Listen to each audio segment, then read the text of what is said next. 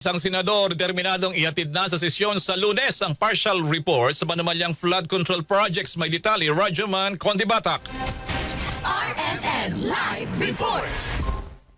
Pursigido si Senate President Pro Tempore Ping Lacson na ilahad sa sesyon sa darating na Lunes, May 4 ang progress report na mapagdinig ng Senate Blue Ribbon Committee tungkol sa maanumalyang flood control project. Ito ay kahit pa kina-question ni Senate Minority Leader Alan Peter Cayetano ang atensyong ibinibigay niya sa partial committee report na bahagya pa lang ang natutuklasan kalit na tingnan ang kabuuan. Ayon kay Lacson, desidido siyang i-report sa plenaryong nilalaman at kung hanggang saan ang nagawa ng Blue Ribbon Committee matapos ang walong pagdinig.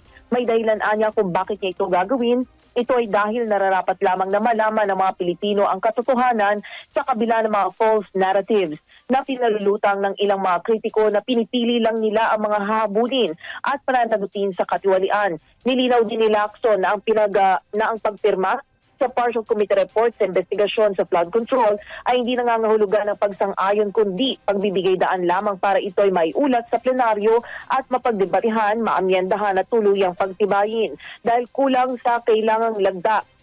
Ang ihaharap ni Lacson sa pagbabalik sesyon ay ang Chairman's Progress Report na naglalaman ng partial committee report at ihatid niya ito sa pamamagitan ng privilege speech.